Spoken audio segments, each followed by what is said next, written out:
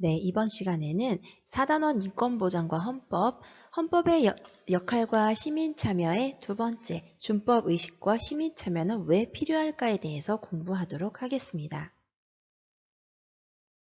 자, 준법의 의미와 시민참여의 방법을 알 수 있어야 되겠고요. 준법의식과 시민참여의 필요성을 설명할 수 있어야 되겠어요.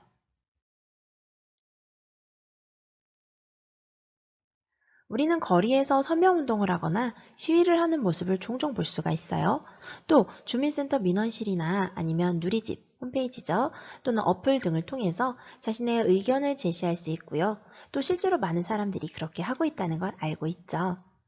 헌법에서는 기본적인 인권을 이미 보장하고 있는데도 사람들이 자신의 인권을 반영하기 위해서 이렇게 노력을 하고 있다는 걸 알 수가 있네요.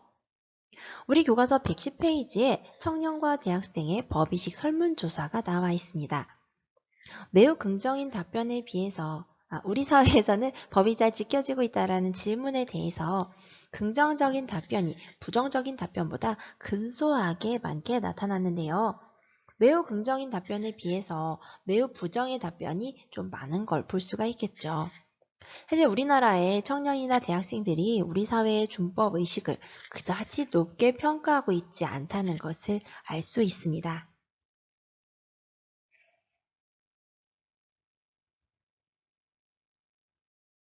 준법 의식과 시민 참여는 왜 필요할까요?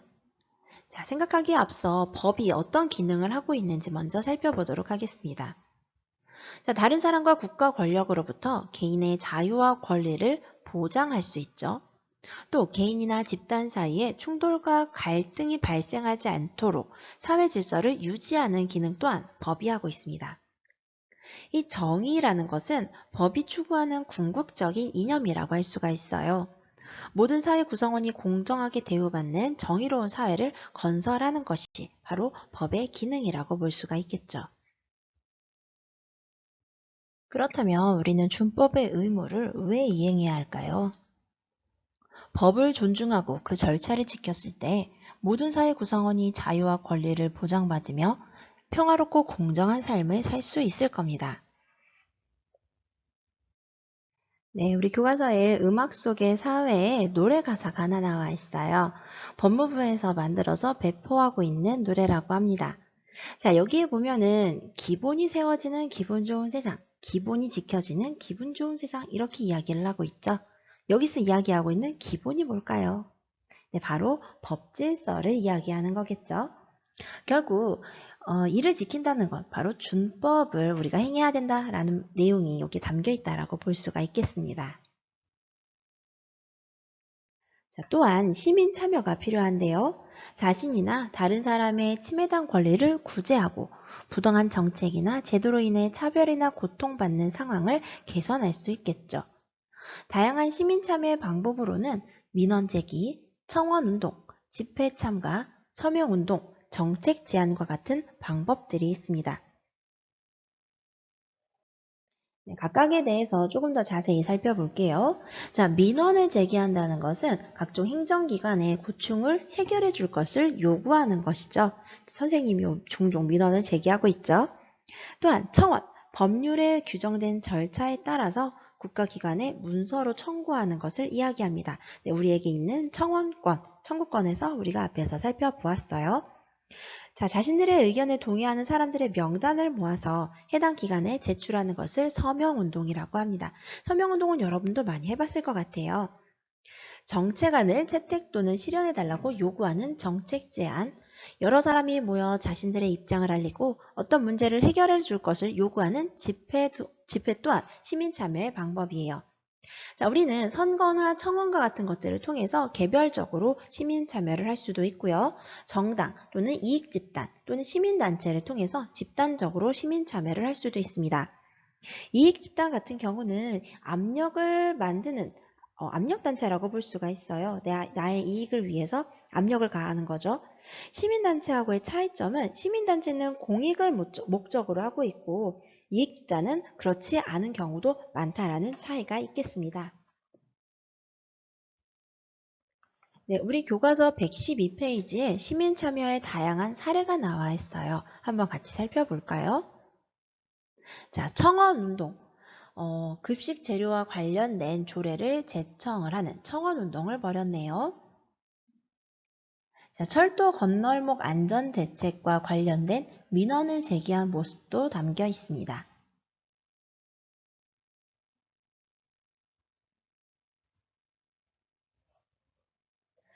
자, 풍력발전단지 반대 시위와 같은 집회에 참여한 모습도 볼 수가 있고요.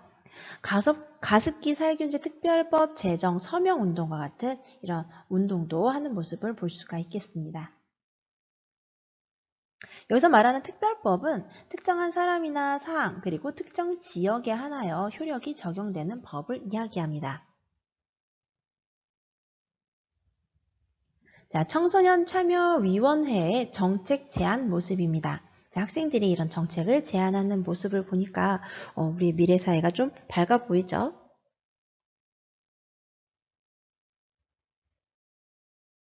자, 하지만 법의 테두리 안에서 우리가 해결하지 못하는 일들도 있을 수 있어요. 그럴 때는 시민 불복종과 같은 것을 전개하기도 합니다. 자, 시민 불복종이라는 것은 정의롭지 못한 법이나 정부 정책을 변혁시키기 위한 목적으로 행하는 의도적인 위법 행위를 말합니다. 선생님, 법을 지키지 않는 위법 행위를 저지르는 것은 문제가 있지 않나요? 라고 생각할 수 있어요. 그쵸? 여러분은 어떻게 생각하세요? 악법도 법이기 때문에 꼭 지켜야 된다. 또는 악법은 법이 아니기 때문에 그것을 어겨서라도 바로잡아야 한다. 우리의 두 가지 입장에서 한번 생각을 해볼 수 있을 것 같아요. 자, 이 시민 불복종이라는 것은 아무 때나 되는 건 아니고요. 이 정당한 조건을 만족시켜야지 우리가 시민 불복종이라고 부르고 있어요. 첫 번째, 최후 수단성. 두 번째, 공공성. 세 번째, 양심성. 네 번째, 비폭력성입니다. 합법적인 수단만으로 해결이 불가능할 때 마지막으로 행사하는 수단이어야 한다라는 게 최후 수단성이에요. 또한 이것은 개인의 이익이 아니라 공공의 이익 증진을 위한 행동, 즉 공공성을 갖춰야 하고요. 불법적인 행위에 따라서 처벌을 감수하고 하는 행동이어야 되죠. 우리가 이런 처벌을 감수해야 된다, 처벌의 감수 또는 양심성, 이게 두 가지 중에 한 가지로 보통 표현을 하거든요. 양심성에 담겨있는 의미는 처벌을 감수하고 양심에 따라 행동한다라는 의미라고 보시면 되겠어요. 또한 폭력적인 수단이 배제된 비폭력적인 행동이어야 이 시민 불복종이 정당화될 수 있습니다. 자, 우리 교과서 111페이지에 간디의 시민 불복종 사례가 나와 있어요. 자, 우리 함께 읽고 생각해 보도록 하겠습니다. 자, 사실 이 소금이라는 것은 우리가 삶을 살아가는 데 있어서 꼭 필요한 것이죠. 그래서 옛날부터 이 소금에 세금을 붙이는 경우가 굉장히 많았어요. 영국은 인도를 식민 지배하면서, 그러니까 아주 오랜 옛날이죠. 영국을 식민 지배하면서 인도의 소금 제조와 판매를 금지하고 영국의 비싼 소금을 사서 먹도록 하는 그런 법을 만들었다고 해요. 간디는 이에 대해서 영국 정부의 이 법의 폐지를 요구했으나 그 요구가 받아들여지지 않았습니다. 그래서 소금 금지법을 반대하는 행진을 시작하게 되었죠. 자, 행진을 간디는 해변에 모인 군중들에게 비협력에 대한 의미를 설명했다고 해요. 또한 바다에서 직접 소금을 만들었는데 그 과정에서 폭력적인 수단을 사용하지 않았죠. 결국 이 내용에서 살펴보면 부당한 세금을 폐지하고자 했다는 점에서 공공성을, 기꺼이 처벌을 감수했다는 점에서 양심성을, 폭력적인 수단을 사용하지 않았다는 점에서 비폭력성을, 법의 폐지를 먼저 요구했지만 받아들여지지 않아서 행진하였다는 점에서 최후 수단성을 갖추었다고 볼 수가 있겠습니다. 자, 또 다른 사례를 조금 더 찾아볼까요?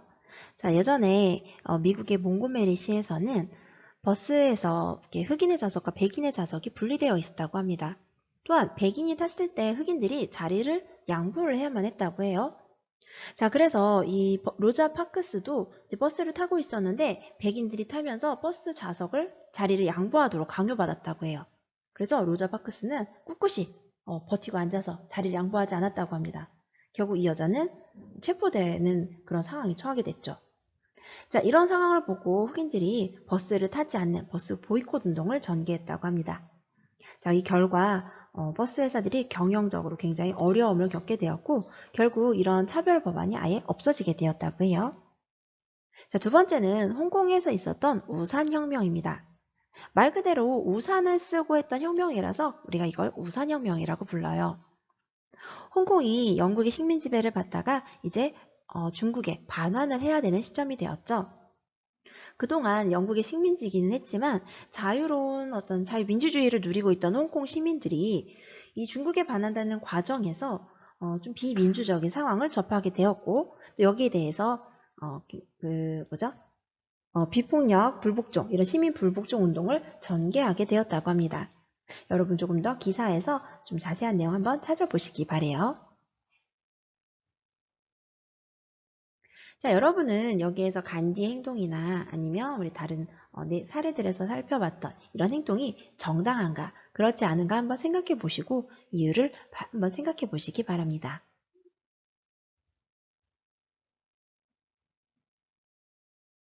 자, 간디의 연설문을 읽고 법률 준수에 예외가 있을까? 라는 주제로 친구들과 한번 토론해 보시면 좋겠죠.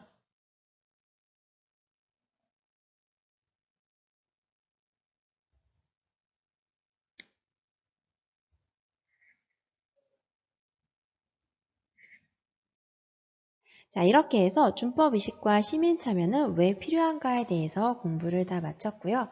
내용이 별로 많지 않아서 여러분 공부하는 데는 크게 어려움이 없을 거라 생각이 들어요. 자, 확인학습 문제 한번 풀어보시고요. 우리 교과서 113페이지 스스로 정리하기 문제도 꼭 풀어보시기 바래요. 자, 이제 다음으로 인권보장과 헌법, 그리고 인권 문제의 양상과 해결에 대해서 공부하도록 하겠습니다.